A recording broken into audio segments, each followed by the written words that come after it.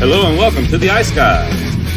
This is the show that takes you into the world of the National Hockey League. Every game, every day, from a betting perspective. With pro sports handicappers, Ian Cameron, Alex B. Smith, and various guests from the world of hockey and sports betting. And now, here's your host, Ian Cameron. Welcome to the Ice Guys, Thursday, January 30th. Ian Cameron, Alex B. Smith, and we got Matt Robinson coming up later. He'll join us during the show. We got a Thursday NHL slate, which is busy and packed with games as usual.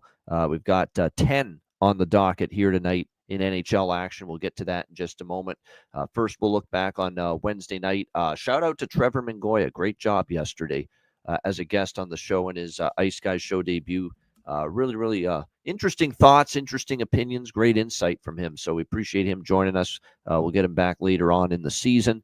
Last night, just the 5 games on tap. 3-0 Florida getting a shutout over the LA Kings last night. Pretty solid victory overall. The struggles continue for the Kings on this road trip, and Florida gets a nice 3-0 win there against the LA Kings in that game. The Minnesota Wild shut down the struggling, offensively challenged, all of a sudden, Toronto Maple Leafs, who clearly from watching that game, and that might have been one of the most boring, dull hockey games you'll ever see. But 3-1 Minnesota, and look, they played the way they have to without Kaprizov. They've got to tighten it up. They got to play good structure, good team defense right now, and they did that last night. And the Leafs now with just, one goal in each of their last 3 games. 3 goals in the last 3 games combined during this 3-game losing streak.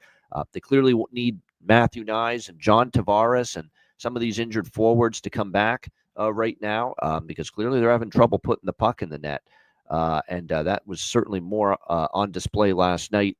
Toronto will now start a road trip, a 4-game road trip out west before the Four Nations break. Going to Western Canada to play Edmonton, Calgary, Vancouver, and Seattle as well on that road trip. And this is a team that now they've lost 3 in a row. They have not lost, and we've said this before, they have not lost 4 games in a row yet. That will be put to the test Saturday night when they start that road trip in Edmonton against the Oilers. So, again, Toronto has not dropped 4 games in a row yet this year, and they will look to maintain that. They're going to have to beat Edmonton to avoid their first 4-game losing streak of the season. New Jersey with a great bounce-back performance against Philadelphia. 5-0. They blanked the Philadelphia Flyers last night in that game. Jake Allen with the shutout in that game. Really good performance overall. The big guns were great. Jesper Bratt had a nice game. Jack Hughes as well. Nice win there for New Jersey, bouncing back 5-0 in that game. Vancouver, Nashville, disappointing to drop the best bet with the over 5.5. We got the over from the first period, but only the 2 goals after that, both by Vancouver, a 3-1 win. I think the best part of that win for Vancouver, who've now won 3 in a row, the Washington win to wrap up that homestand, and they've started this road trip with wins against St. Louis and Nashville. I think the best part about Vancouver's 3-game win streak, and especially last night's victory, was Thatcher Demko. Outstanding performance. 32 shots he faced, only gave up the 1 goal. They need him playing at a high level, and in my opinion, that was probably the best game he's played since returning from the injury for the Vancouver Canucks. So outstanding stuff from him last night, keeping Nashville at bay and helping the Canucks to a 3-1 win there in Nashville. The Penguins come back and beat Utah 3-2. Kind of a gutsy win for them because, I mean, they had played a lot of games. It's a really disheartening loss for Utah because, like I said, they had been rested. They hadn't played as many games. Pittsburgh's been traveling. It was, their 6th game in 9. It was definitely ripe for them, to take advantage of this scheduling spot and beat the Penguins, but they let them hang around. They couldn't get the lead to 3-1, even though they had chances. And then Carlson gets the tying goal, and they had gone like several minutes without a shot on goal before Carlson tied it. And then just a great effort by Sidney Crosby in overtime to get Pittsburgh a 3-2 win. And by the way, speaking of Sidney Crosby, one of 4 players named captain of their respective Four Nations face-off teams earlier today. Crosby, the captain for Canada, Austin Matthews for the U.S., Alexander Barkov for Finland, and for Sweden, Victor Hedman. So those are your 4 Four Nations face-off captains that ended up being announced earlier today. Alex is back with us after being off yesterday. Alex, your thoughts on last night? Yeah, it was an interesting card. I was glad to have that Vancouver win in my pocket at plus 130 Yep. there. And, this is that time of year where sometimes you have to really simplify things to its bare bones minimum. It was Kevin Lankinen getting a start on the road. And that's just what my initial reason would be to back Vancouver. But even with Demko, whoever's in goal right now, Vancouver was the better spot, the better team to back against this Nashville club that you just can't consistently string together offense. Oh, I, This I, just I seemed had like no you said, interest laying that price with the Predators last night. I know that. I no, wasn't on it's Vancouver, but I know damn sure I wasn't laying that with Nashville. right, and like I said, it just seemed like one of those games where, like I said, like first period over, I was on first period over and full game over, in that. But I had Vancouver money line more than anything else, in that spot because it's one of those things. Like I said, just can't overreact to certain spots. So that was just one of those glaring ones. I think there's a couple of spots like that tonight on the card. That Pittsburgh and Utah game kind of ticked me off because I did end up grabbing over 5.5 plus 115. I mentioned that in the chat yesterday, and I tweeted it out. I got plus 115 with the over 5.5 in game, and thinking that the offense is going to kind of come later. Was expecting an avalanche of goals, and it just didn't get it. But like you said, it's a good win for Pittsburgh. Going through a tough slate of games in altitude, winning in overtime. But now, how do they fare getting out of that? This could be the game that maybe drains their tank, and I'd be looking to fade Pittsburgh. But Utah, what about another bad home loss for Yeah. Utah? And where we thought this might have been something at the beginning of the year, where okay, this franchise now has a home. They now have a place where there's going to be a packed house every night. We thought that would be to their advantage, and it Something just they would simply feed has off, not and been. their home record is Yeah, terrible. Yeah, no, it's exactly. Yeah, awful. It's yeah. awful, and it's not like there's a lack of energy in the building. No, no. I don't really know what the case is for them struggling at home at this point right now. Yeah, it's just that they're not finding ways to win. They're not getting the clutch goal, the clutch save. They've just not been able to put W's on the board, and the crowd's doing their part. The crowd is always into it there at Delta Center, but the players aren't doing theirs. And that is one of the things that you would have told me that their home record is way below 500 like it is before the season. I said, no, the home is where they're going to be good, this Utah team. But yeah, it hasn't been that way this season. All right, let's get to Thursday's slate. It is a big one, 10 games. We'll begin with a battle of the nation's capitals on either side of the border. We got Washington and Ottawa. We got minus 110 here, even money both sides, 5.5 the total in this game. So the Washington Capitals have gone under in 10 straight games. The Ottawa Senators are 15-2 to the under in their last 17 games. What could go wrong here betting under 5.5 in this game? When you look at those two trends, it's certainly the only way I could bet it from a totals perspective going into this game here tonight. That being said, I know earlier when I was on with my pal over on Pub Sports Radio, Jimmy the Bag, for my regular Thursday appearance on his show, at the time we didn't know who the starting goalies were going to be. We knew it was Forsberg. We didn't know who it was going to be for Washington. And there are some sites hinting at Charlie Lindgren maybe getting the start here in this game for the Capitals. And while there's no way I could bet an over given the strong trends, 10 straight unders for Washington, 15 of 17 for Ottawa, I'm not betting under 5.5 if it's Lindgren. That I won't do. Forsberg, I will give Forsberg credit. The guy that's been struggling, even lost the net to Merrillainen for a bit, but played very well against Toronto in his last start on Saturday night, helping the Sens get a 2-1 victory in that game. Some injuries here for Ottawa, too, still without Nick Cousins is out now indefinitely. Nick Jensen's still out on the blue line as well. And you got a couple other injuries. Like I said, for Washington, they bounce back. They do what they do in their last game, and that was bounce back from a loss. They beat Calgary. We'll see if they can keep it rolling here against Ottawa. This is the very end of this road trip. I think they finally head home, the Washington Capitals, after this game. I mean, I would lean Washington, but it's the end of a road trip here. And Ottawa's playing well, at home here. So I'm off the side. What I do like, though, is the draw. That this is a great draw candidate, in my opinion. We've seen 2 straight meetings between the Capitals and the Senators go past regulation. 4 of the last 6 overall, head-to-head between Washington and Ottawa, have gone past regulation. It was 1-0 Washington in overtime earlier this year. Actually, it was earlier this month in Ottawa, just a couple of weeks ago. Capitals won 1-0 in overtime. So give me the draw here. I like it. Plus 320 in that range. I think it's a very good candidate for potentially to go beyond regulation here. Alex, what do you think here? Capitals, Senators. Yeah, I'm going with I can't really call it dog and draw split. It's right on pick 'em, but I am on the Capitals and with a little bit sprinkled on the draw. Like I said, whenever the Caps now are in this price range, you got to back them, and this is just a clear case of better team in my opinion. Yeah. Like I said, don't overdo it here. Ottawa's not that good of a team. Washington's a much better team, and even with Lindgren in net, it still doesn't, give me a drop off of where this should be a pick and price, even with Ottawa at home. So, Caps and a little sprinkle in the draw, but I like Caps a little bit more than the draw here. I was just going to look. Yeah, you've got both teams in their superior split right here. You've got Washington 18-7-1 on the road, one of the better road records in the NHL for sure. But Ottawa's been better at home than they've been on the road, 14-7-2 at home. So both teams are in their superior home road split. But you're right. It's at this price, it's definitely Washington or pass for me. Like I said, the only thing I don't love is it's the end of a long roadie for them. But I'm with you. Washington or pass. I like this draw. That's the only pregame bet I'm going to make. I could always grab Washington if they fall behind. That's going to be my goal here tonight. Maybe get a better price with Washington if they end up falling behind. And I do want to take a moment to acknowledge and mention the passing of Sean Simpson in the Ottawa area. This is a guy that was a former pro hockey player. When he retired, became part of and he's an Ottawa guy. He's been living there most of his life, and certainly after retiring from hockey.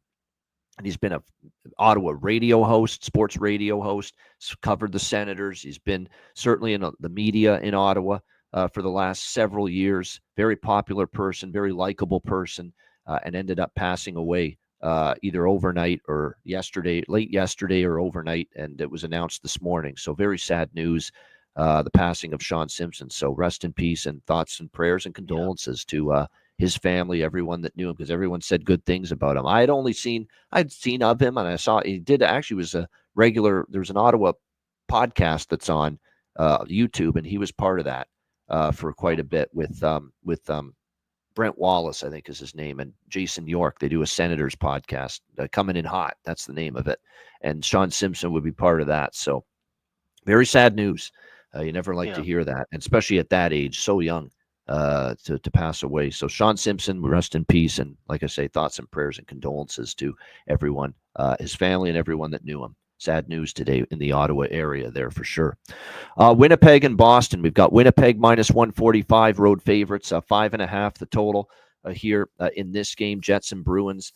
So here's the thing. Winnipeg is rolling, playing great. Let's see who's in net here in this game. Obviously, you got Boston off the embarrassing loss to Buffalo, 7-2. You would think they want to show up better. They do have Charlie McAvoy back, and Brandon Carlo is going to play as well. So that's the good news. They get a couple of reinforcements on the back end here for the Boston Bruins in this game. Winnipeg continues to play well.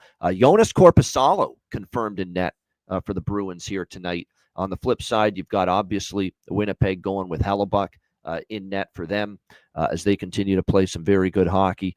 I don't expect a better effort from Boston, but do I trust them enough to bet them? No.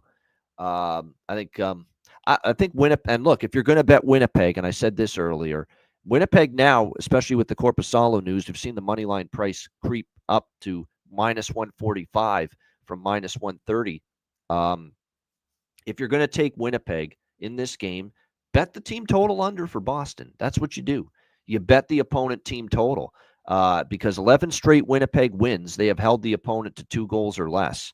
And that's probably the way you got to go about it. I did sprinkle on that. It's been good to me when I've taken Winnipeg. That's the way I've taken them. I've taken the team total under on the opponent. So that would be the way I would play it here. It's even money, plus 100, right around that range with the Bruins team total under 2.5. That's definitely, like I said, it's just a good way to bet Winnipeg if you like them to win, because 11 straight Jets victories, they've held the opponent to 2 or less. We'll see if that happens tonight. Alex, what do you think here? Jets, Bruins. On a big slate like this is a game I'm actually passing. I haven't done that well with Boston games of late, and really with the Jets as well. So this is one that's just a scratch on my card. I don't blame you. I don't blame you. Boston, it is bounce back spot. Are they good enough? I still question that. Are they good enough? Because beating teams of this caliber is not always something they've been able to do. We'll see if they can step up here tonight. All right, next up, we've got the Kings and the Lightning. Tampa Bay minus 150, home favorites, 5.5 the total. Both of these teams need a win. I mean, LA's had a terrible road trip so far, the way it started out with the loss to the Jackets in overtime, lose to Detroit after that, lose, of course, to Florida last night, and they're on a back-to-back going into this game against Tampa Bay. But Tampa, look at them now. They've lost 2 in a row. They get shut out by Detroit on the weekend. And then, of course, we saw them lose 4-1 to Alex's Chicago Blackhawks during that betcast the other night. And Arvid Soderblom was just fantastic in net that night. But still, it wasn't a great performance from Tampa. I would lean Tampa, though, here. They lost in L.A. It's a revenge spot. I don't want to back L.A. on the road. The problem is I don't love the price with Tampa in this game at minus 150. I don't like it enough, quite honestly. Because to be honest with you, the Lightning have had their share of concerns. And Vasilevsky, by the way, here's another thing that's something to keep in mind here. Vasilevsky's got an illness that he's dealing with. He's a game-time decision for tonight.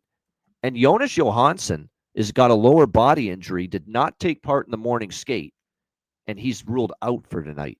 So it's definitely not going to be Johansson. Vasilevsky's ill, under the weather. And remember, there's a lot of teams dealing with illness right now, whether it's the norovirus or whatever they call it right now or something else. There are a lot of teams battling illnesses right now, which means this could be the old, and this guy's actually had a handful of starts in the NHL, but they've recalled Matt Tompkins. Remember him? Matt Tompkins, he is a guy that has started, played 6 games at the NHL level for the Tampa Bay Lightning, all of them last year. 6 games, 3 wins, 2 losses, 2 regulation losses, 1 overtime loss, 3.33 goals against average, .892 save percentage for Matt Tompkins. We might be looking at him starting tonight. Again, we don't know yet. They will do everything in their power to get Vasi to play. But again, he's got this illness, and Cooper said at the morning skate today, it's a game-time decision. We're going to see what he's like 30 minutes before puck drop, see if he can go. If he's not puking his gut, I'm not saying he was puking his guts out, but if he's not feeling or if he's feeling good enough to play, he'll start. But it's not a given. It's a game-time decision for Vasi, and Johansson ain't playing. He's out. So it's either going to be Vasilevsky playing off an illness, so who knows if he's 100% if he plays, or it's going to be Matt Tompkins. That's your goaltending situation. It's David Rittich, it looks like, tonight for the LA Kings, although that's not confirmed. That being said, with Kemper starting last night against Florida, you would expect on the back-to-back it's Rittich. And I remember the last couple times we've seen Rittich, it hasn't been as good for him. He gave up 4 to Philly, and then he gave up 5 in his most recent start to the Pittsburgh Penguins at home. So this is definitely a slam dunk first period over and full game over for me, not to mention it's the system play. It's LA off a shutout loss. So it was already first period over, full game over for me with the system play. But I think the other things kind of enhance it. You got 2 desperate teams, 2 teams that didn't score in their last game. They're going to want to push for offense. Both teams off losses, Kings and Lightning, both want to push for more offense because they didn't score enough in their last game. It does scream over. So, yeah, definitely. I always like the system play overs. I'm always going to be confident that they're going to cash, but I'm extra confident with this. I think it really does scream like an over game here. So first period over, full game over, Kings and Lightning. Alex, LA, Tampa Bay. Great comment by Landon in the chat. Says Tompkins stopped driving Uber to get back in the spot as the third string goalie for Tampa. Yeah, this is I mean, like I said, system play, so we already liked over by factor, but now we really like over by factor. And actually, I mean, Rittich and Tompkins, how's it not going over 5.5? I mean, it actually it's now taking me off of a play because I like the draw here, but now I'm a little skeptical. I'm like, this thing could be just batshit crazy and go, last team to score wins, and it's 6-5 in regulation. So I'm not on the draw, but I'm definitely heavy on the first period over, full game over. Might sprinkle a little bit on both teams to score, but just kind of keeping it heavier on the by factor. Yeah, that's definitely the way to go. The side's a little dicey. I'd probably have to lean Kings if it's Tompkins, but the idea of backing a struggling LA Definitely. team on the road with Riddick, who looked like Civ, not Save Dave, in his last start, that's not overly appealing to me. No injuries, by the way, for LA. They're fully healthy, by the way. And by the way, it's not just the two goalies that are questionable for tonight, Vasilevsky and Johan. Well, Johansson's out. Vasilevsky's questionable, but Lilleberg and Moser on the blue line out for the Tampa Bay Lightning still as well. So, yeah, this is definitely an over by Fecta spot here. This is an alternate total game, maybe. Yeah. Maybe over 6.5 at a big plus price. Yeah, it could be. It definitely could be. I could wouldn't surprise me maybe taking a shot with that. Kings BetMGM with that Kings and total parlay. Yep. Go, look at that. Look at attacking that as well. So there's a couple of interesting things from this game. Yeah, no doubt. I would look at Quentin Byfield for goal prop. He had scored in back-to-back games before the shutout against Florida last night. So Byfield, Turcotte on the top line, worth a look too for Los Angeles here, in my opinion. When they need a goal too off a shutout loss, often I find Kopitar and Kempe deliver that. So even those two big guys on the top line might be worth a shot for goal props. For Tampa Bay, Gensel, Point, and Kucherov were pretty quiet by their standards against Chicago. And Soderblom, you got to give him credit for that, for making them that way. But I'd maybe look at those three tonight. And Nick Paul's always, I'm always interested, given the prices we get with him. All right, next up, we've got Chicago and Carolina. Hurricanes, minus 450. Huge home favorites, 6 the total, shaded to the over. And Carolina's in that price range that we have often talked about on this show, where I start to look at, can I back this underdog in any form, in any way, shape, or form, when I start to see a favorite of this magnitude. And Carolina's off the 4-0 shutout victory over the New York Rangers Tuesday night. Like we said, when we were watching that game on the BetCast, we thought it was probably one of Freddie Anderson's better games in net since he's been back from that injury, no question. And look, Carolina, are they putting a run together? Perhaps. They're now 5-1 in their last 6 games. The only loss was an overtime loss to the Islanders.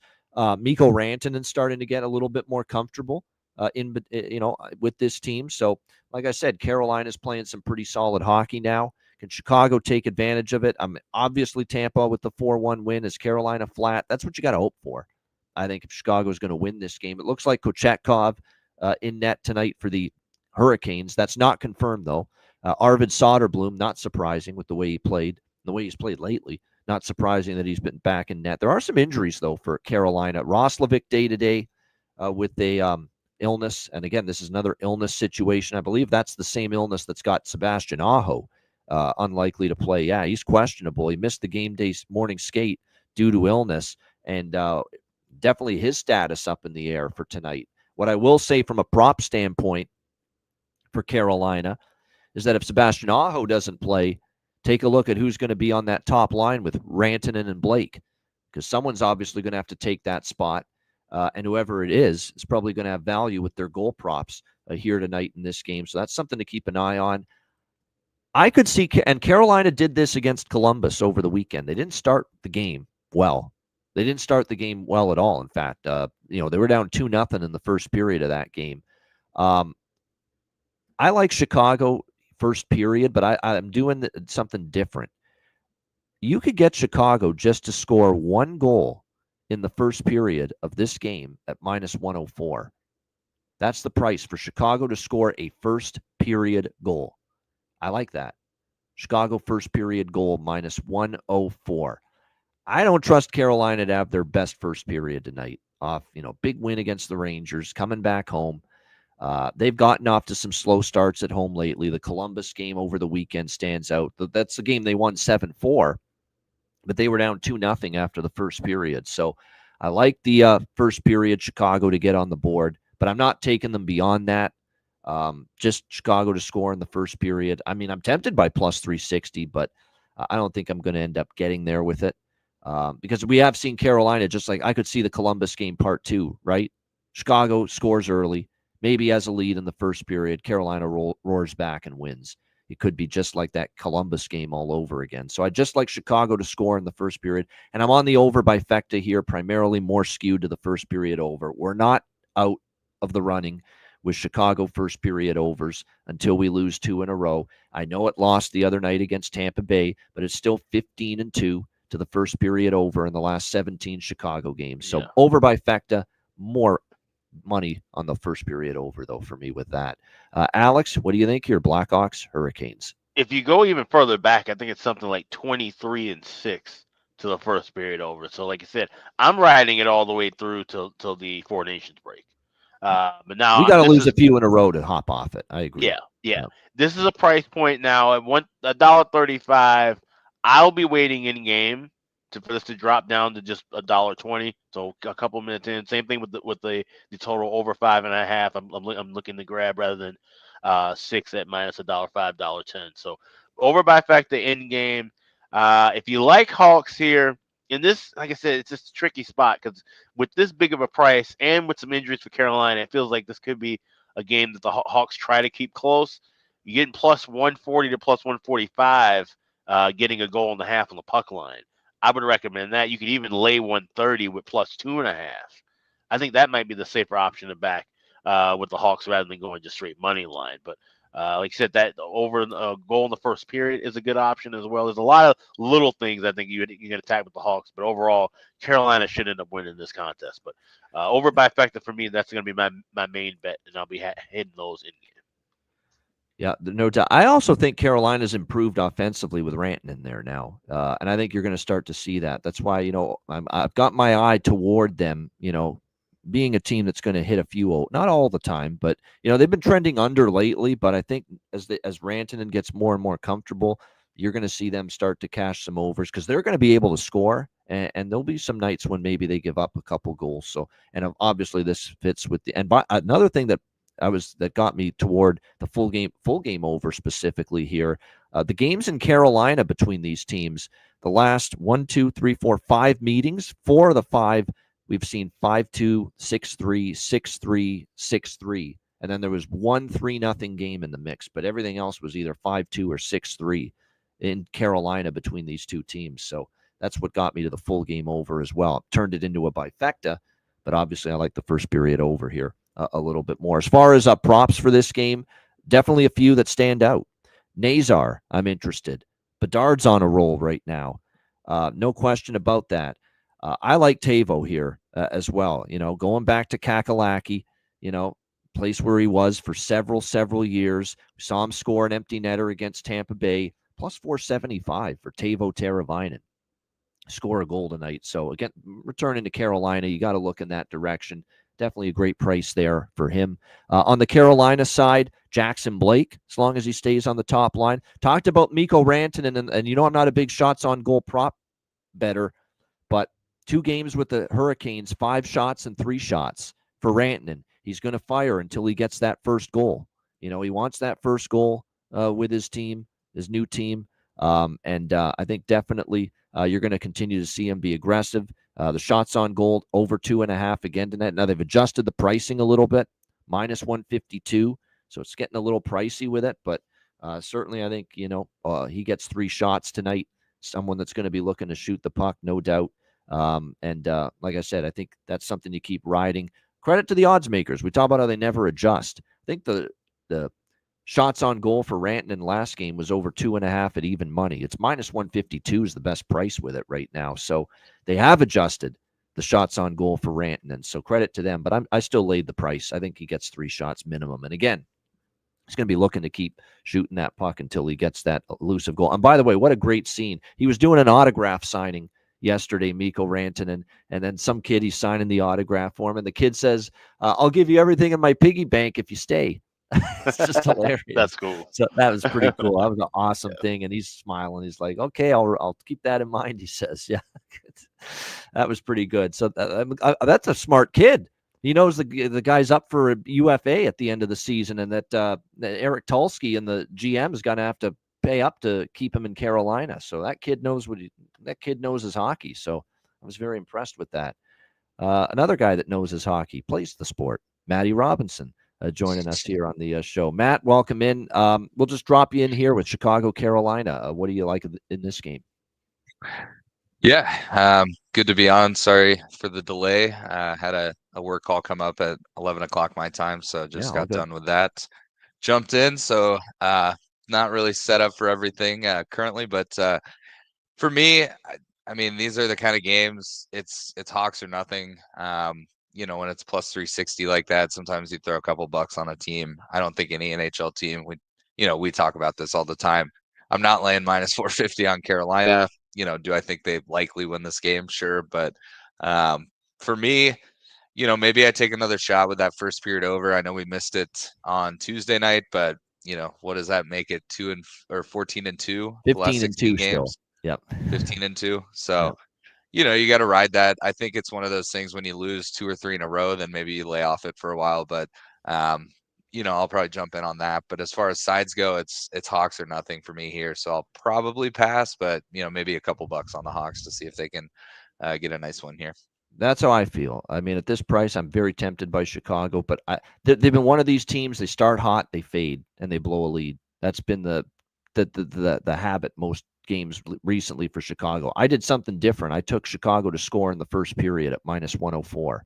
I thought that was a really good price, right around even money. Just asking Chicago, put a goal in the first period, because Carolina has been susceptible to giving up a goal to inferior teams at home, in some recent games early. And then they get their wake-up call, and then they play better. So that's why I like Chicago goal in the first period. Like I said, minus 104 with that. We'll just go back to the first 3 games we talked about for Matt.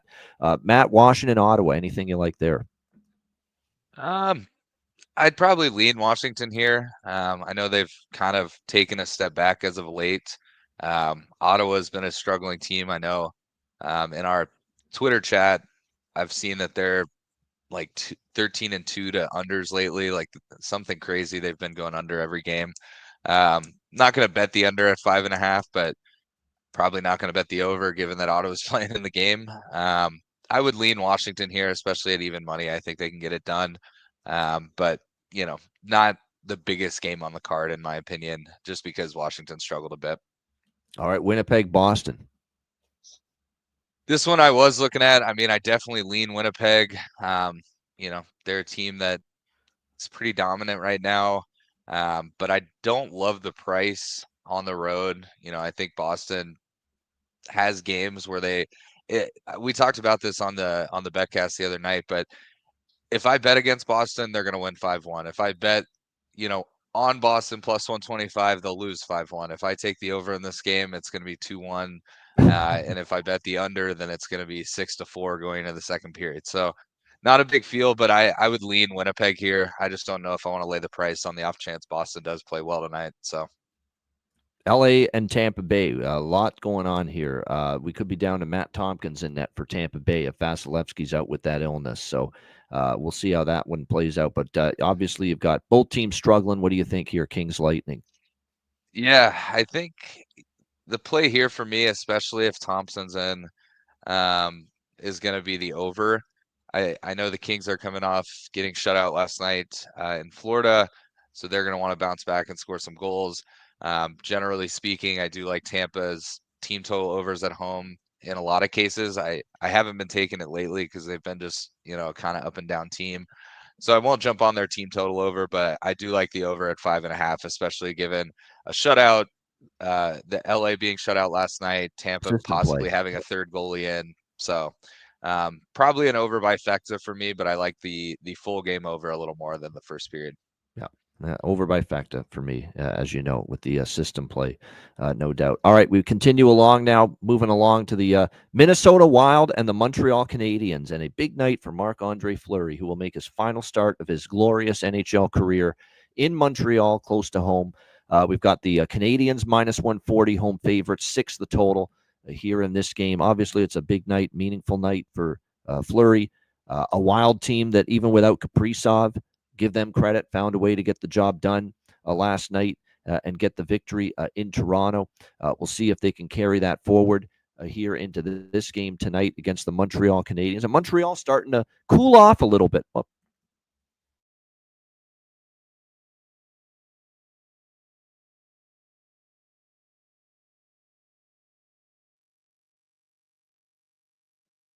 Might have lost. We lose Ian for a sec. I'm sure he'll bounce back. I've also got Alex paused, so now I'm just in that awkward spot of talking. Oh, here he is. I'm back. Sorry about that. Yeah, I hit the wrong window. But yeah, I was just saying, Montreal has certainly cooled off a little bit. They've lost a few in a row. And even Jakub Dobiš, who's going to get the start tonight for Montreal, he's not even undefeated anymore. He lost his first start as an NHL goalie, starting goalie against New Jersey in overtime. The only thing I don't love about this for Minnesota is the back-to-back element. Back-to-back on the road. They were in Toronto last night. It's a big rest advantage for Montreal.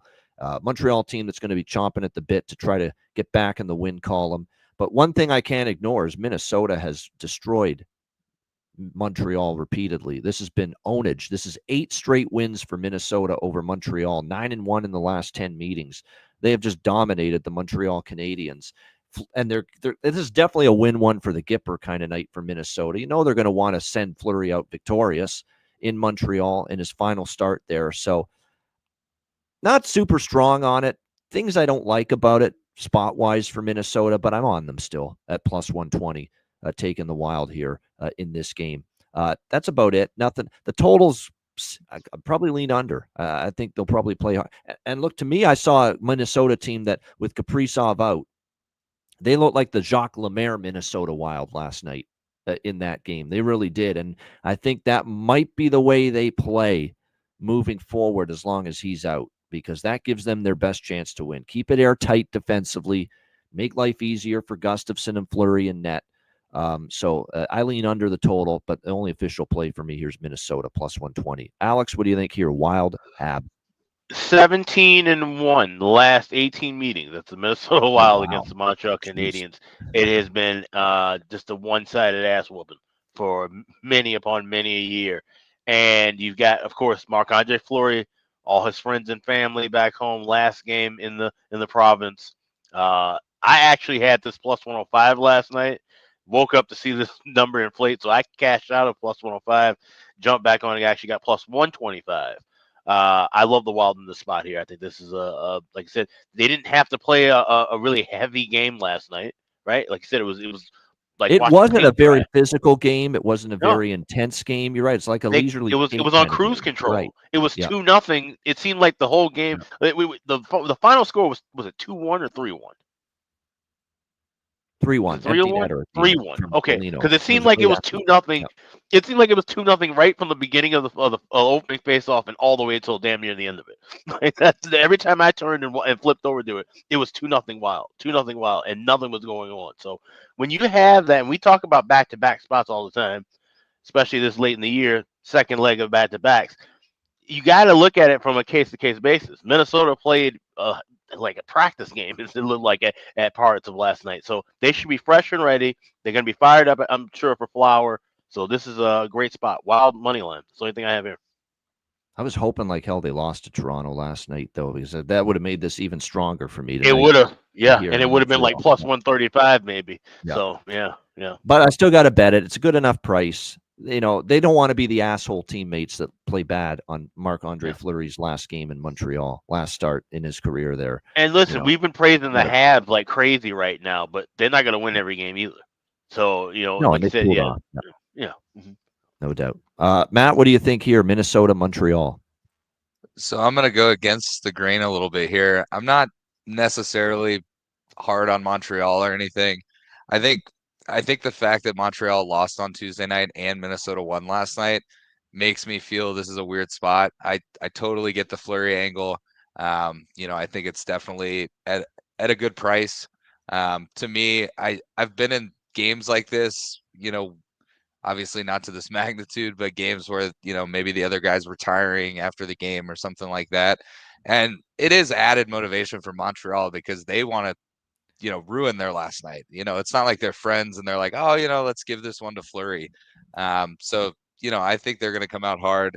I think just given the last 2 days and Montreal losing and Minnesota winning yesterday, I could see Montreal winning this game. Again, I don't know that I'm going to lay minus 140 on them, but I do lean Montreal in this game. I think, the Kaprizov being out is going to hurt Minnesota in the, 4 or 5 weeks that he is out.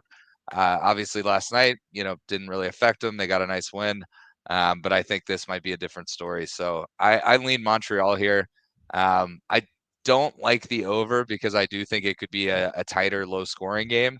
And I think it was Perlo that mentioned in the chat, potentially a draw. I could definitely see that. So, and then overtime in the NHL, all it takes is one breakaway getting stopped and the other team scoring. So then, I could definitely see Minnesota closing it out. But I just think, it's almost one of those situations where I feel like there's too many angles that make you want to take Minnesota that I'm just going to lay off it, to be honest. But he kind of goes against us, which I like every now and then, that there's disagreement. I like it. Differing opinions. It's good every now and then. Yeah. I love it. Actually, you know what? Bailey's theory is very plausible. They win tonight and they lose next game after the party night. Shea Paré, exactly, Jonathan. He's going to take him out to Shea Paré. But here's the interesting thing, though. In the world, no hyperbole. One of the best strip clubs in the world, Shea Paré in Montreal. I've been in there. It's a long time ago, but I've been in there. It's a great place. Nice. Just the one time, but yeah, it's a long time ago. Yeah, back when I was a lot younger, a lot more agile. But now, one more interesting thing, though, to note about that, with it obviously being Florida tonight, so more than likely we're talking about Gustafsson going up against his old team in that spot. Because that maybe change that. Because I do like that look that Bailey has. I would lean toward Ottawa, or at least fading Minnesota in some sort in the next game. But if it's Gustafsson against the old club, then maybe that changes stuff too. So we'll obviously talk about that in a couple of days. But it's just an interesting note. Yeah, it is, no doubt. And like I said, that'll be a fun atmosphere tonight in Montreal. Looking forward to how that one plays out. All right, New York Islanders and Philadelphia. How many times are we going to see these fucking teams play each other? This is absurd. It feels like this is the fourth time I'm seeing this matchup in like the last month. It's got to be damn close because it feels like I've seen this over and over again with the Islanders and the Flyers. Here they are again, head-to-head. I know they played each other just last week. We've got the Islanders minus 130 road favorites, 5.5 the total in this game. I mean, be better, NHL schedule makers. There's no friggin' way these two teams. It is. This is the third time they're meeting here in the month of January. They met 2 weeks ago at UBS, last week again at UBS, and now this time at Philly. I mean, you got to space these out better than this. I mean, this is just absolutely ridiculous at this point. But here we are for the third time in 14 days. We've got the Islanders and the Flyers here tonight in this matchup. So, first of all, let's talk about how the Islanders are suddenly one of the hotter teams going right now. 8-2 in their last 10 games, 5 straight wins, all of them at home. San Jose, Columbus, they beat Philly last week at home 3-1. And then Carolina and Colorado, I mean, beating pretty good teams the last two on home ice. They've been playing well. I'm not totally buying what the Islanders are selling, though. I'm not convinced they're great all of a sudden. And Philadelphia got shut out by New Jersey last night. It feels like they play better tonight, but Jonathan knows, and I'm sure he'll throw the record in there in the chat. Philadelphia on the back-to-back is terrible. Absolutely awful on back-to-back situations this year. What are they, 1-8, 1-9 now? Something like that? Yeah. On a back-to-back this season. Correct. Absolutely terrible. And that's enough to keep me off Philadelphia. I think I want to take Philadelphia here, but yeah, 1-8 on a back-to-back for the Philadelphia. Can't do it. Cannot take a team that's 1-8 on a back-to-back in any way, shape, or form. And look, the Islanders are on a win streak, and maybe they keep it going tonight. And the money's come in on the Islanders because this was pick 'em all the way up to minus 130 now with the Islanders as road favorites. We expect Ilya Sorokin in net for the Islanders here tonight, and we will get, obviously, on a back-to-back because we saw Ersson last night. It'll be Ivan Fedotov getting the start here tonight for the Flyers. Meanwhile, Owen Tippett, with that hit he took from Brendan Dillon last night in that New Jersey game, he may not go tonight in this game, Owen Tippett, for the Philadelphia Flyers. And boy, oh boy, Torts was livid with that non-call. No penalty on that play. And you could see it on the bench. He was not happy with that. So, like I said, I don't trust the Islanders as road favorites. I lean Philly. I can't back them, though, as 1-8 on the road on a back-to-back. I just can't do it. What I am on, though, as you know, we got a system play here. Flyers obviously shut out last night by the New Jersey Devils. So we like the first period over and the full game over by Fecta. System play here for me. Islanders and Flyers. Alex, what do you think here? Isles, Flyers. So I like to bet things overnight. And I mentioned how I had the Wild plus 105 and I cashed out, got a better price. Well, here it was nice to bet this early. I got minus 104 at FanDuel overnight. Now we've seen this thing balloon up everywhere to minus 125, 130. Obviously can't endorse Islanders at that price. I just thought that price was too cheap. Now that we're in this range, and it's funny, I said it to myself last night when I was looking at this game. I go, this will be the game that goes to overtime, but I'm not betting it pregame because we had the draw in the last 2 meetings over the last couple of weeks. It wouldn't shock me one bit to see us would go past 60, but I'll be looking for that as a live wager. So I have Isles minus 104. Obviously, we're also on that system play. I'm playing that a little bit smaller, but I will be looking to grab a little bit of a live draw if I see where it's 1-1 and that pace kind of slows down a bit.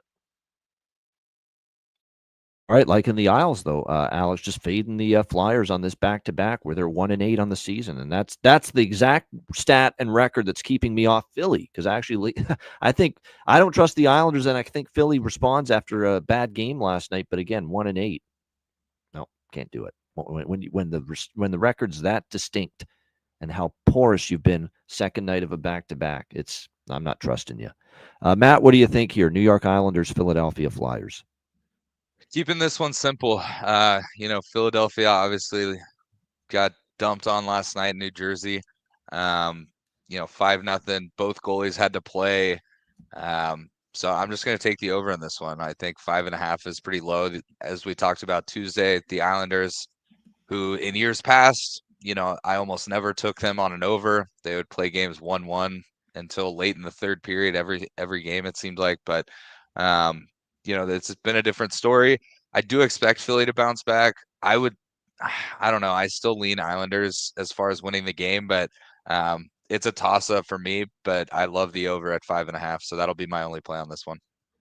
All right, Detroit and Edmonton now. Next up, we've got Edmonton minus 265, home favorites, 6.5 the total in this game. Detroit with Todd McClellan still overall, they've been very good. They had that 3-game losing streak.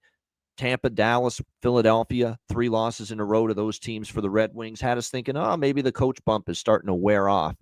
And since then, they've ripped off 3 straight wins at home against Montreal, shutout win against Tampa Bay, 5-2 win against Los Angeles. We'll see if they can keep it rolling here against Edmonton, who have won 3 straight on this homestand, beating Vancouver, Buffalo, and Seattle in their last 3 games. We'll see if they can keep this going. They do have the big Hockey Night in Canada matchup with Austin Matthews and the Toronto Maple Leafs coming into town on Saturday. Is that a little look-ahead spot?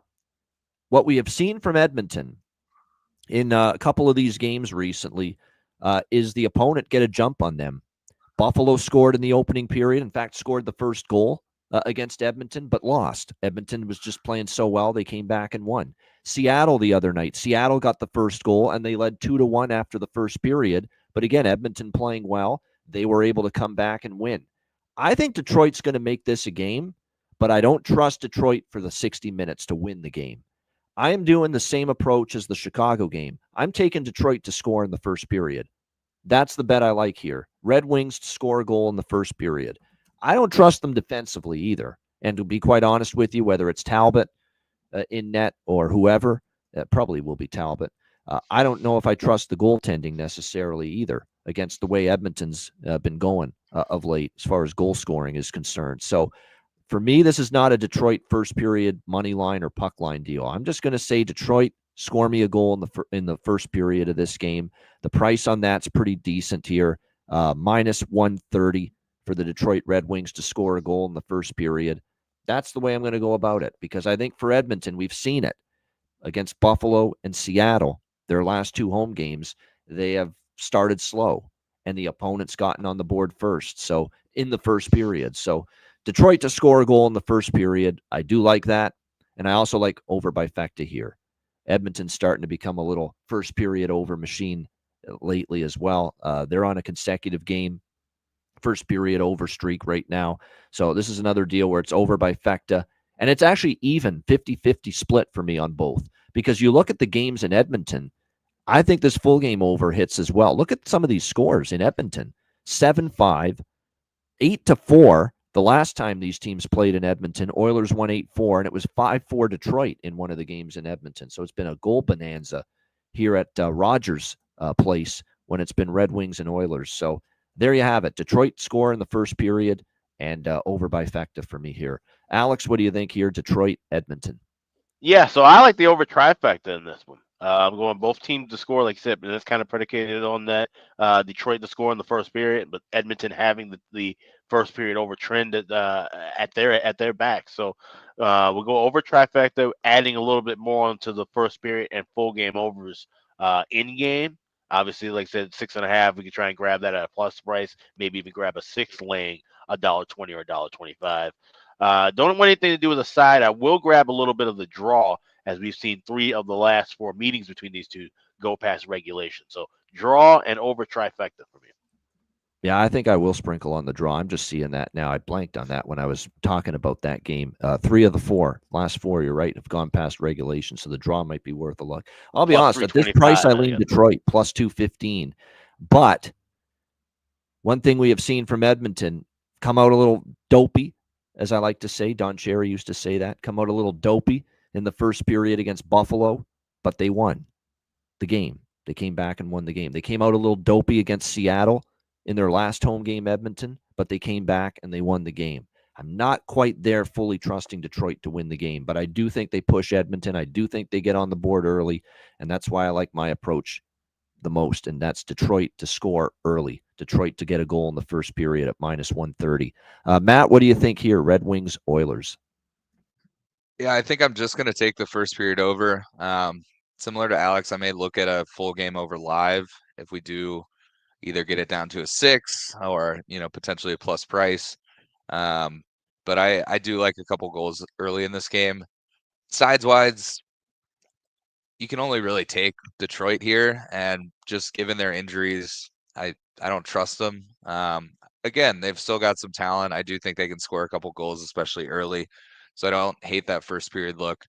But I think for me, asking both of these teams to just score 1 in the first period, maybe one team score 2, is not asking too much. So I like the first period over here.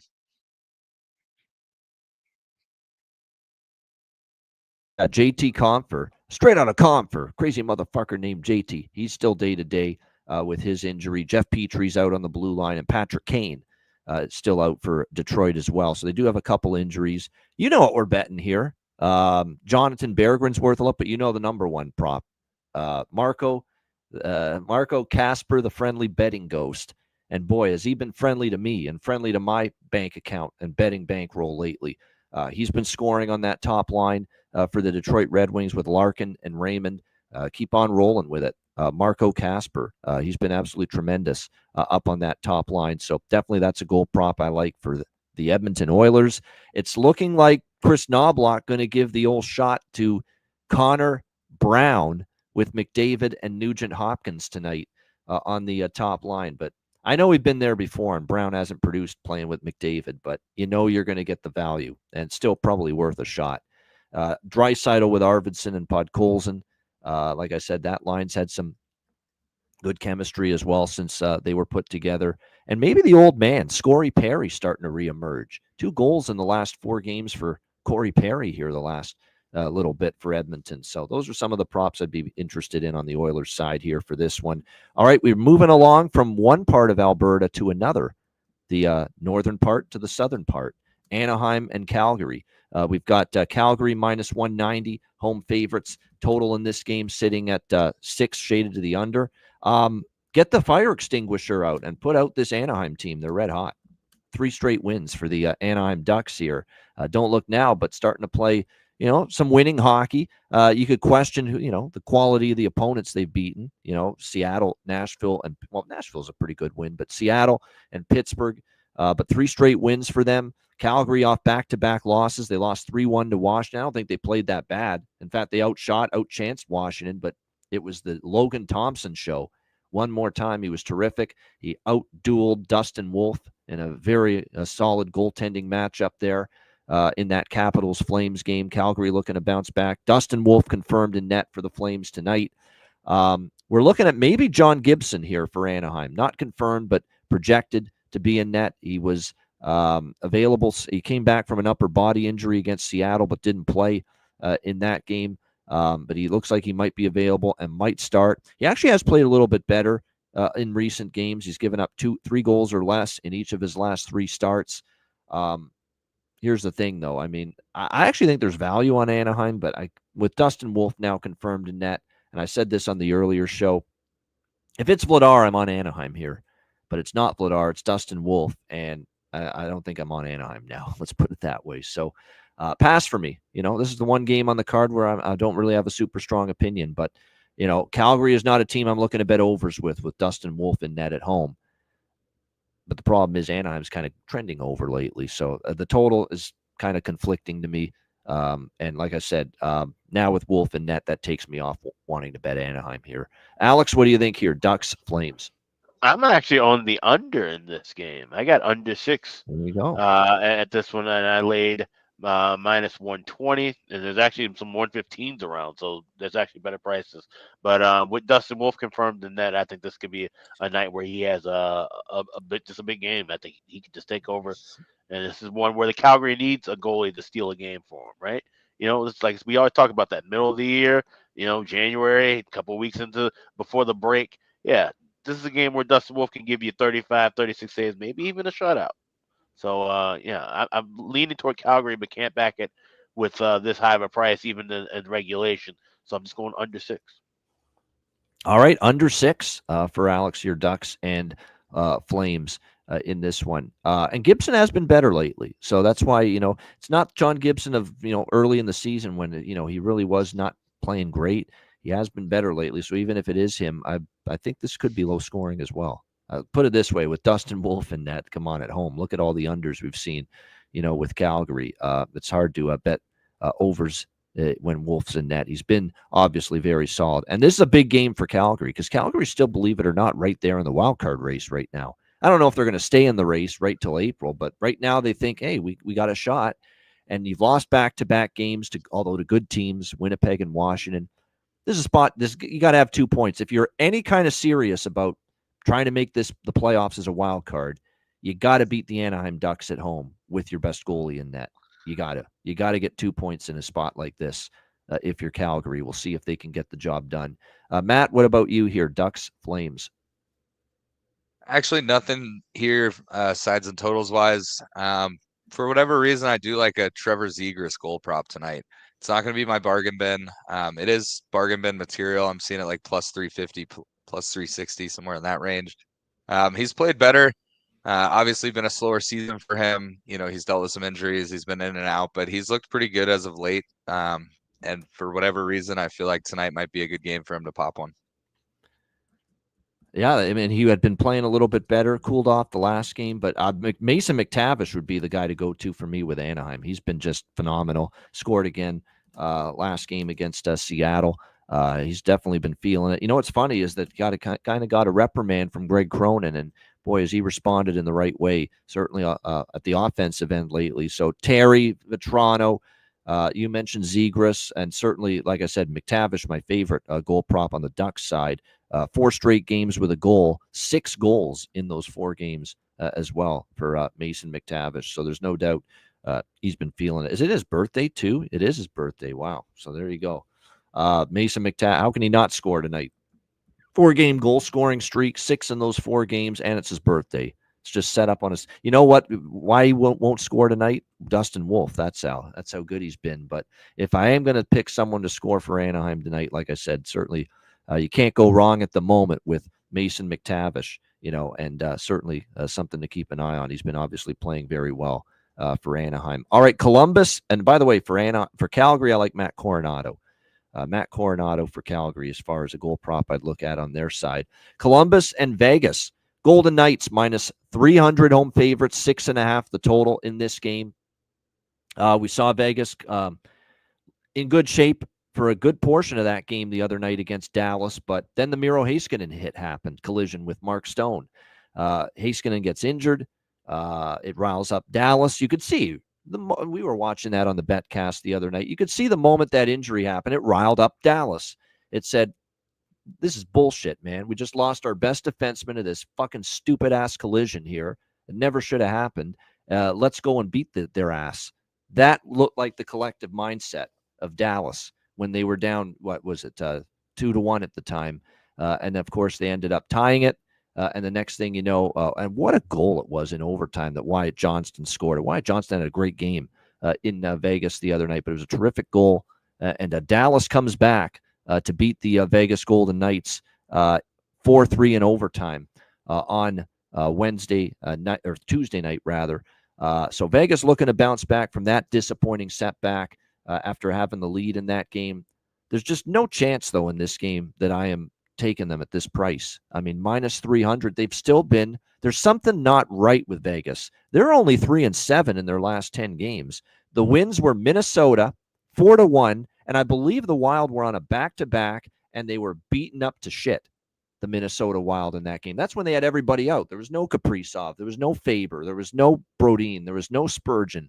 None of those guys were playing back then. And Vegas, beat them 4-1, and Minnesota was on a back-to-back, if I'm not mistaken there. That's one of the 3 wins they've had in their last 10 games. The other win was when they lost at home to St. Louis in a shootout, and they bounced back and they beat St. Louis on the road 4-2. So revenge spot. No doubt they were ready, and St. Louis not so much. And then the last win was 4-1 Florida, and that's a good win because Florida is obviously a very good team. The Panthers were on a back-to-back when the Vegas Golden Knights beat them 4-1. So you could put an asterisk beside all these wins for Vegas, the 3 wins they've had in the last 10 games. Like, are any of them really that impressive? I'm jumping in and taking a stab with Columbus here, plus 240. It's just, to me, an inflated favorite. I know Columbus is not as good on the road as they are at home, but they're coming off a 3-2 win in overtime against the Kings. I know they went 1-3 on that recent road trip, but they played the Rangers in a coin flip. They lost in a shootout 1-0. They could have won that game, could have went either way. It's not like they were terrible. 3-1 with the Islanders, and the Islanders put it away in an empty net. Again, that game could have went either way. It was very even. They beat a very good Toronto team 5-1 after that. And then the Carolina lost 7-4. They were up 2-0 after the first period of that game against the Carolina Hurricanes. So even the recent road losses for the Columbus Blue Jackets, they're not terrible losses, and they weren't smoked in those games. They were there. They were competitive with some good teams, Carolina, Toronto, on that road trip. This is just an inflated price on a favorite that's not in the form of minus 300 right now. That is simply the way I see it, and I'm taking a shot with Columbus here, plus 240 in this one. And as Jonathan points out, Vegas is not certainly a team I trust in this price range, period. Put them against an Eastern Conference team where they have a losing record this year, Vegas, against Eastern Conference teams, and I trust them even less in this price range. So, yeah, I think it's worth a win or lose. I'm not gonna be reprimanding myself if Vegas wins 5-1 tonight. At this price, I think Columbus is worth a look tonight. Alex, what do you think here? Blue Jackets, Golden Knights. So I like these over by factors, but I'm grabbing them in game. I'm looking for $1.10 or better in the first period over. I'm looking for a 6 laying $1.25 or better for the full game over. But I like the draw here. Like I said, this could be a closer game than it appears with this line, and getting plus 375 to bet at Jim GM. Seeing plus 340, plus 350 at some other books, so shop around. I think this is a live draw spot. I think it's a good price. So give me the draw, and I'll be looking for the over by factor game. Merzlikins in net for Columbus. Ilya Samsonov, not a surprise after, Aiden Hill can't hold the lead the other night, that they go back to Ilya Samsonov, who, by the way, is only 1-3 in his last 4 starts for the Vegas Golden Knights. So, again, I think it's a favorite it's a paper tiger favorite. It's a favorite that is not in the form of someone that deserves to be minus 300 right now. And I lean to those overs, too. In fact, I might sprinkle on those a little bit as well. Now that Samsonov's in net, I could see this maybe being higher scoring. What do you think here in this one, Matty? Columbus, Vegas. Yeah, no chance I'm back in Vegas at minus 300 really any time of year, but especially how they've played lately. They've struggled, especially against the Eastern Conference teams, but just in general, the last month or so, their record is nothing special. Does that mean they can't win this game? Absolutely not. But I lean, taking a shot with Columbus here. They're one of those scrappy teams that, they can put together a road win. They're not going to be amused by the medieval times pregame or anything like that. They'll go out there and try and get a win. So I lean Columbus here, but what I really love, and this plays kind of into Alex's over by Fecta Live, I'm going to get it pregame, but I'm going to do the same game parlay. Over 1.5, full game over 5.5, should be right around plus money. I think that's a decent price. I think this game could easily be going into overtime 3-3, 4-4, something like that. So I think there's going to be a lot of goals. Vegas definitely can score goals. It's, as of late, it's more been keeping the puck out of their net as well. Even in that Dallas game, that first period was 2-1. Vegas had a goal called back. Dallas had a few good chances. Vegas had a few good chances. Like, it could have been a 3-3 first period. So I expect a lot of goals again tonight. I think Columbus is a team that can pocket a few, and hopefully we sail over that over. And, to your point, plus 240. Vegas is struggling. Why not take a few bucks and put it on the Blue Jackets tonight? I think there's a good prop game too, because there's some options. Columbus, Voronkov's back on the top line. Fantilli, we've talked about. I like Kent Johnson, and I might even take a shot with the old vet, JVR, James Van Riemsdyk, James Van Beesbrook, as Don Cherry called him. 2 goals in the last 3 games for the Jackets, believe it or not. So definitely, like I said, he's certainly he's even picked things up lately offensively for them. Even though I think Vegas is going to have their hands full tonight, you got to bet Dorofeyev. As far as a goal prop, he continues to get it done for them, playing with Hurdle on that second line. Maybe consider too. Barbashev has points in 3 of the last 4 games. He is so overdue to score a goal. Close shave Barbashev for the Vegas Golden Knights. We'll see maybe if he can find the back of the net, because I think tonight might be one of the nights he does. One thing about Merzlikins I want to mention too. He's actually started to find some comfort here. 6-1 in his last 7 starts. Elvis Merzlikins, believe it or not. 6-1 in his last 7 starts. He's definitely played better, and that's part of the reason why I think Columbus has a puncher's chance here tonight at T-Mobile. All right, final game for this Thursday slate, San Jose and Seattle. We have the Seattle Kraken minus 190. Home favorites, total 6 here across the board in this game. Looks like we're going to see Decord and Askarov, the goaltending matchup here in this Sharks-Kraken game. Not surprising. Of course, we're definitely not going to see Philip Grubauer anymore with Seattle after he was placed on waivers yesterday.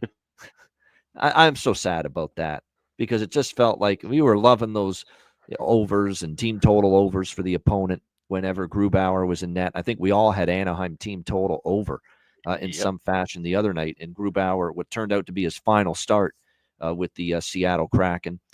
It'll be obviously Joey Decord for Seattle, Yaroslav Askarov for San Jose, who, to be honest with you, outside of that Pittsburgh performance in his last game where he did play pretty well, he struggled lately for San Jose. He didn't have a great game against his former team, Nashville. It's been a little more hit or miss lately.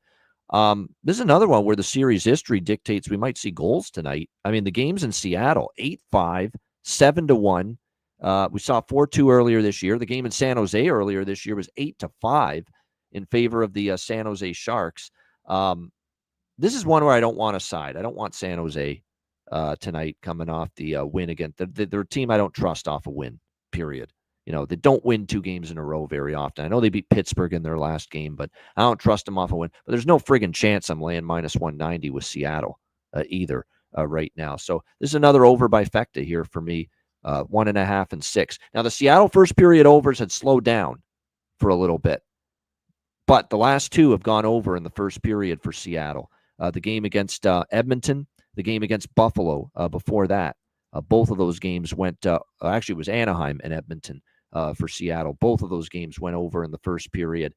And the long-term run, I'll be honest, I've lost track of the exact record, but I think it's still something close to the lines of 16-4, 15-4, something like that, with Seattle first period overs of late in the last 20. So it's still been strong. There's been a few unders lately, but it's still long-term in the last 20. Seattle's been a heavy first period over team. So it is over by Fecta here for me, Sharks and Kraken. Alex, final game. What do you think here, San Jose, Seattle? Yep, late night start. This is one where you pop an edible, wait for a few minutes, and then go with the over by Fecta. 5.5. You get 5.5. You have to wait. Looking to target 5.5, and then looking to target plus money with that over 1.5. But I think this could be one that gets up and over the total. Should be a back and forth kind of a paced game. And every time we say that though with Seattle, then all of a sudden here they are just scoring 1 or 2 goals. So with Askarov, it is a little trickier. I would have obviously liked for Georgiev, but still thinking this is a game that can go up and over. But I will be playing it in game. No doubt. Matt, what do you think here? Sharks Kraken.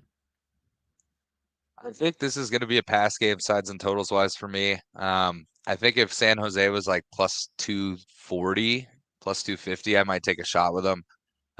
But plus 170 is not enough. I think Seattle wins the game. Definitely not laying almost minus 200 with Seattle though.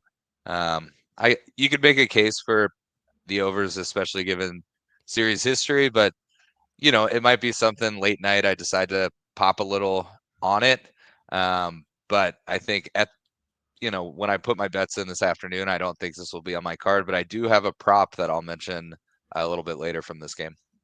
Oh, there you go. A little tease for later, maybe with that bargain bin special of the night segment. All right, great stuff. Shout out to everyone in the chat. I do want to mention, actually, for San Jose, they do have some injuries, especially center ice position. Ty Dellandrea, Nico Sturm, and obviously Couture's been out for a while, but they're a little gutted at the center ice spot.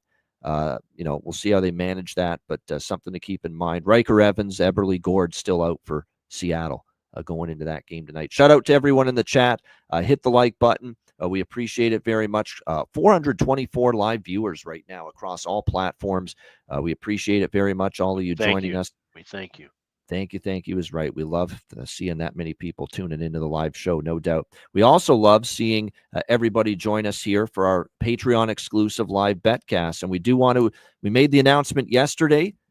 We are having a Thursday Patreon exclusive live betcast next Thursday, February the 6th. It is our last betcast before the Four Nations face-off break.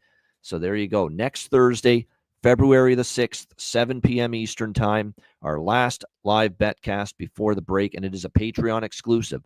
We wanted to make this one Patreon exclusive and really thank and reward the people that took advantage of the 50% off discount that was available earlier this week. And we want to give you another Patreon exclusive live betcast next Thursday, February the 6th, the final one before the Four Nations break. Looking forward to that. It's a pretty good card as well. I looked ahead. It's a pretty good slate next Thursday. So looking forward to that, February the 6th, 7 p.m. Eastern.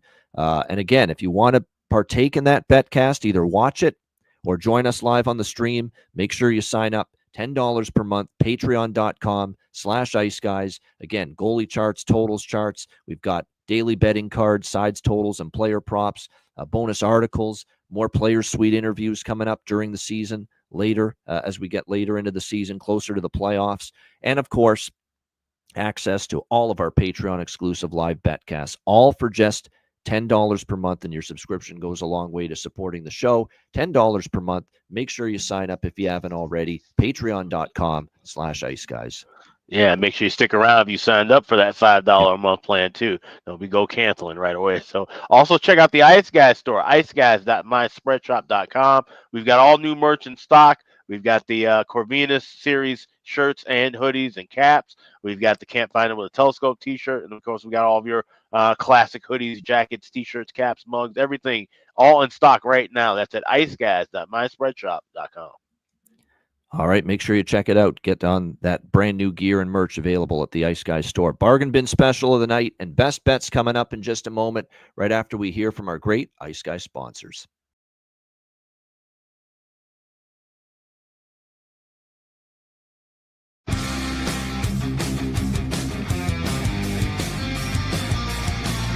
Support for the Ice Guys podcast is provided by Boston Hemp Incorporated, Tailgater Social, and a big thank you to all that subscribe to the Ice Guys Patreon page.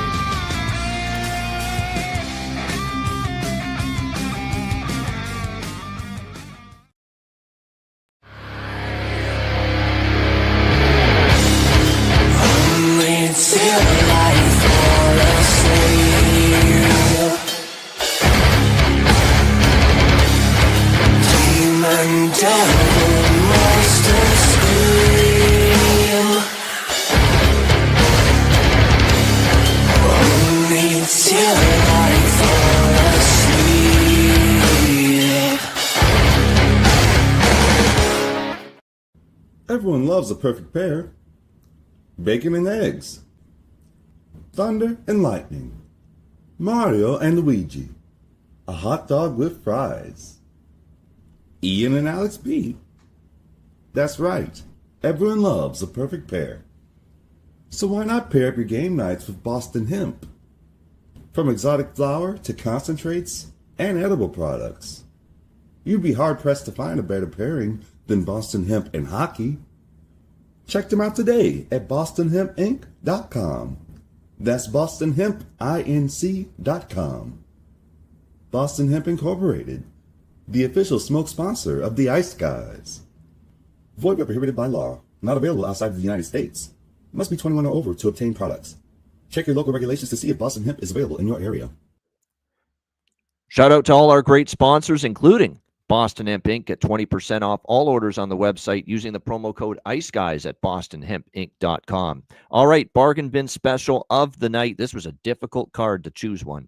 There's a lot of good options tonight, at least in my opinion, from the bargain bin for the bargain bin special. Alex, we'll start with you. What do you like for bargain bin special for this Thursday? I kind of tipped my hand at this on Tuesday night during the betcast, but we're going to that Chicago Carolina game, and it's pretty obvious who we're picking here. Is that plus 320 as FanDuel for an anytime goal, Taylor Hall going up against the Hawks.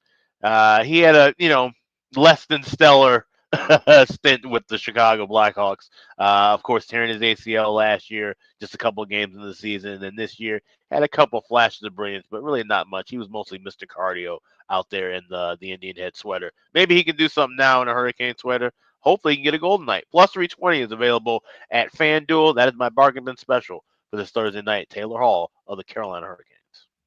Yeah, we didn't mention that with the game earlier when we talked about it, but it makes all the sense that he'll be fired. It's a pretty incredible. One of his first games here with the Carolina Hurricanes, and he already gets to go up against his former team that just traded him away a week ago, the Chicago Blackhawks. So good pick. I like it. Taylor Hall, Alex B. Smith's bargain bin special of the night. Matt, what do you got for bargain bin special? So for my bargain bin, we're going to go out to Seattle. Big game against the San Jose Sharks tonight. We're going to go with a guy that was just named assistant captain of Team Finland for the Four Nations Cup. Potentially could have been a Miro Heiskanen, but obviously we know how that went. So he's playing on the top line, and there are rumors that he could end up wearing a Dallas Stars sweater before the end of the season. Being a Finn, it wouldn't surprise me. He'd feel right at home. Give me Granlund, anytime goal for the Sharks. He's playing on their top line tonight. I'm seeing it at like plus 330, plus 333 is what MGM had him at. I think he's going to get a little boost, getting that assistant captain for Four Nations. That's a big deal, especially in those Scandinavian countries. They grow up without, the NHL in their backyard. Playing for Team Finland's a pretty big honor. And I think I saw that he, is maybe battling some sickness. He took morning skate off, but he's 100% in for the game. So maybe we get a Michael Jordan flu-like night, and he scores one. Michael Jordan flu game. This is the Michael Granlund flu game, maybe. Exactly. So, Michael Granlund, anytime goal tonight in Seattle. That's going to be my bargain bin. That is. I like that one, too. I better bring it because I like both of them from Alex and Matt here with the bargain bin special, Taylor Hall and Michael Granlund. Well, I am bringing it. I'm bringing two because I can't choose between these two guys, these two players. I think they're both great options. In fact, Mason McTavish is not a bargain bin special, but it was my third choice.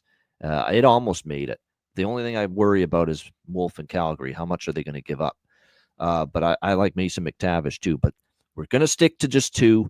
The first one is going to be also from the Chicago-Carolina game, and I'm going to the guy that scored the empty net goal for Chicago the other night, Teuvo Teravainen, plus 475 at BetMGM. He's facing his old team as well in this one. So Teuvo Teravainen for the Chicago Blackhawks against his old team, Carolina, much like Alex using the Taylor Hall angle for Carolina against his old team, Chicago. So here we go. Former players of their former team getting redemption. Teuvo Teravainen plus 475 for my first bargain bin special of the night. My second bargain bin special of the night, we're going to Edmonton. You know who it is. It's Marco Kasper, the friendly betting ghost, plus 475. He's friendly to anyone that wants to make money betting his goal props, and I hope he is that way once again. He's all our friends when we cash another goal prop with Marco Kasper, plus 475 for the Detroit Red Wings. That is going to be my second bargain bin special. So Taylor Hall for Alex, Michael Granlund for Matt, and Teuvo Teravainen and Marco Kasper for me for bargain bin special of the night. All right, best bets. Alex, what do you like here for best bet? There's a lot to choose from on the board for this with best bets too, because there's a lot of spots that I do really like tonight. But I'm gonna go with that Montreal Minnesota game. Give me the Wilds plus 120 on the money line. They're gonna get a win here for Flower against a team that they've just been destroying over the last several years. 17-1 in the last 18 meetings. They didn't have to expert much energy last night against Toronto. I think they'll take out a bunch of it on Montreal. So give me the Minnesota Wild plus 120. My best bet. There you go. Good stuff there. The Minnesota Wild plus 120 against Montreal for Alex B. Smith with his best bet. Matt, best bet. What do you got? Yeah, so we're going to go out to Tampa Bay. I know we've got potentially a third goalie playing. We've got LA coming off getting shut out last night in Miami, in Florida, against the Panthers. So give me that full game over at 5.5. I think a team coming off a shutout. Tampa Bay obviously has been known to score some goals when they're at home, but with a third goalie in, I think they're going to give up a few. LA is going to be hungry to score some goals, just needs 6. So give me Tampa Bay, LA, full game over 5.5. That'll be my best bet tonight. It's a good one. I like it too. Yeah, Kings Lightning over 5.5, minus 120 for Matt Robinson, his best bet here for this Thursday NHL card. My best bet for this Thursday NHL card, let's do something a little bit different here. I really like the Red Wings to score in the opening period against Edmonton. I like the price. It's minus 130. Detroit Red Wings goal in the first period. With Edmonton, they're winning games, but they're not exactly playing great, especially defensively early in these games. Buffalo got on the board in the first period against them.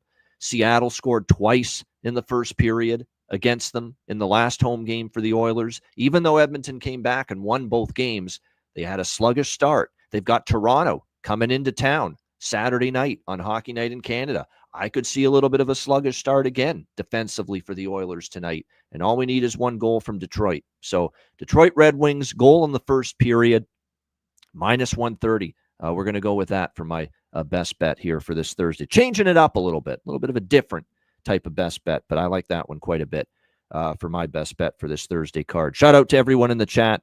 Hit the like button. We appreciate it very much. And again, great turnout today. We've got lots of good stuff coming. We got the Betcast, the next Patreon exclusive live Betcast coming up next Thursday, February the 6th. So make sure you get on board on the Patreon page for that, patreon.com/iceguys. Just $10 per month. A reminder, the Ice Guys is live 7 days a week, Monday to Friday, 2 p.m. Eastern, Saturday and Sunday, noon Eastern. If you can't watch the show live, download the Ice Guys podcast in audio form on all major podcast platforms, Google Podcasts, Apple Podcasts, Spotify, Stitcher, iHeartRadio, Amazon Music, and more. Download the Ice Guys podcast when you can't watch the show live. For Alex B. Smith, for Matt Robinson, I'm Ian Cameron. Have a great Thursday night. Enjoy the games and good luck. And we will be back with you tomorrow on Friday, 2 p.m. Eastern, for another edition of the Ice Guys.